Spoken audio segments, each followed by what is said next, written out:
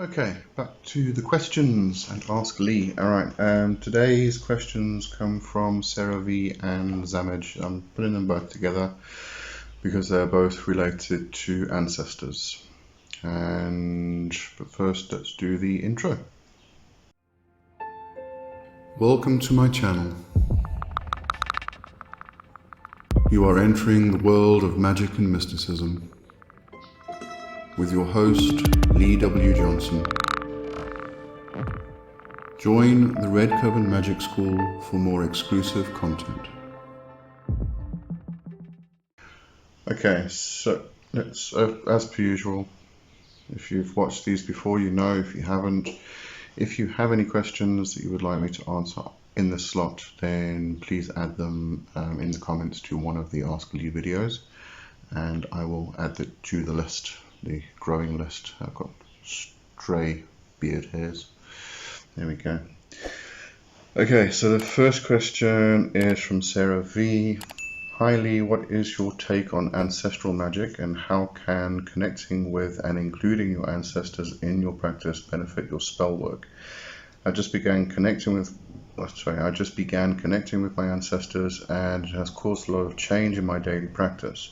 Thank you for the informational videos as always. So ancestral work is kind of one of those big, huge topics, and what you find most cultures throughout history and throughout the world have some kind of ancestral veneration, some kind of ancestral working that they do, and they each come with their own interpretations and their own perspectives, and in some cases their own rules. So it very much depends all on if you have a living tradition within your own culture or within your own family and things like that. If you don't, then it's a case of creating it yourself, reconstructing it really. But when you do work with the ancestors, you will find that it can take up a lot of time. If you're working specifically with the ancestors. A lot of people work only with the ancestors. They will not work with other spirits. They will not work with other gods or goddesses. It's purely just ancestral based. Others will incorporate more into that. And when it comes to the ancestors, as I said, very, very, very big topic. And when we think of ancestors, this probably comes from a Western idea that ancestors are purely just our blood relations. It's just our family, our immediate family, and where our blood and DNA originate from and things like that. But that's not actually the case when it comes to ancestral working. When we're talking about ancestral working, we are talking about teachers. We are talking about those that have gone before us and those who are yet to come. You must also remember that within many traditions there is no such thing as past, present and future. There is only the now. Everything is happening within the moment in all timelines. So we we often speak of ancestors gone and ancestors yet to come, past and future, to put into that relationship, that relation. And ancestors also cover, as I said, teachers. They can cover those that have gone or yet to come, who are attracted to us, who find that they want to work with us for some other reason. They can become ancestors, and this is far beyond blood relations. In the Nordic traditions, we have the Alfar and the Disa, and the Alfar are often considered to be male ancestors, and the Disa are considered to be the female ancestors. So we have the Alfar. A lot of these are often considered to be the elves. So our ancestors extend into those areas as well. we can consider the ancestors to be gods and goddesses. So, you know, this is a huge, big, broad topic, and obviously depends on your own take on it. Sorry, let me just go back to the question in case I'm missing something. What is your take on ancestral magic, and how can connecting with and including your ancestors in your practice benefit your spell work? Well, you see, this depends on where you want to base this idea of ancestor. If it is gods and goddesses, and such things, in a lot of spell working, a lot of people will petition the deities in order to add energy to their spell working. So we can probably do the same with the ancestors. You know, not everybody's going to agree with me on this, but this is my own personal take. I think the ancestors are, I find them to be very guiding. They will direct your life in certain ways, and down certain paths in order to attain what you should attain or what you should get in your life. So when it comes to spell work, if you're trying to manipulate things in order to go down a particular route, you can ask the ancestors for assistance there. I find the ancestors are very much family. It's just, you know, it really is family. And whereas we may go to our family every now and again to ask for assistance on something because we're in a bit of a bind, we can do that with the ancestors. But at the same time, you can sit down and have a cup of coffee with your sister or your brother or your mother or father and whoever it may be in your family that you connect with in that way. Just sit down and have a cup of coffee and a chat, and, you know, once a week or something like that. Same with the ancestors. You know, sit down, have a chat, have a talk with them, tell them how your day's been.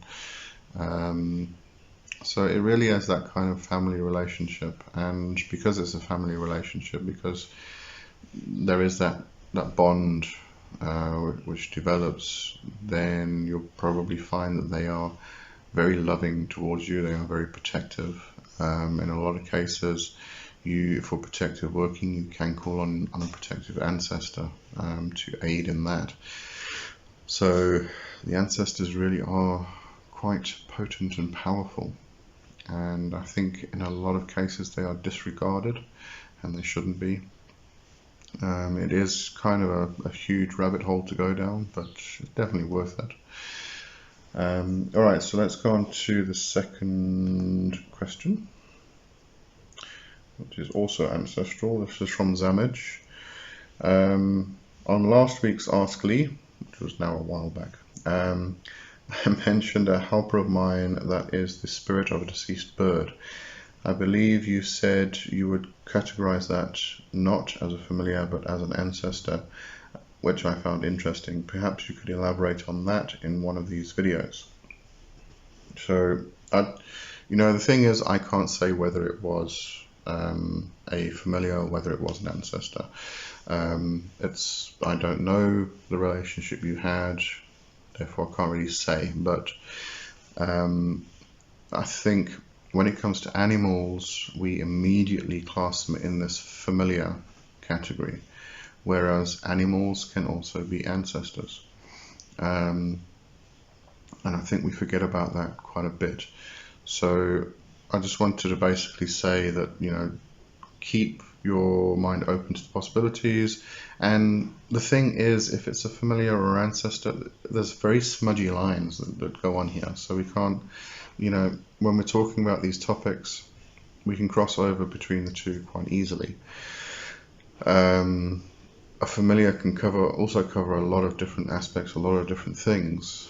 And but, you know, what I was trying to say was, just because it was an animal, it could have been ancestral. The spirit of a bird can be ancestral. You can put it on your ancestral altar. You can talk to it as you would with all the other ancestors. In the case of a familiar is often, in some regards, a fetch, and in that case, It's usually considered to be an animal, but it can also be a person. You know, this is the problem. We kind of classify ancestors as just being people, and we classify familiars as just being animal, and it's not the case. It does, as I said, big, huge, smudgy lines. We don't like to colour within the box, within the lines. So big smudgy lines. Familiars can be people and animals. Ancestors can be people and animals. And you know, in many cases, they can probably be the same thing at the end of the day. But I think it all boils down to the interaction you have, and the relationship you have, and things that are done. Like, for instance, the fetch. The fetch in this instance would be a spirit which goes out and fetches things, and that's why it's called a fetch.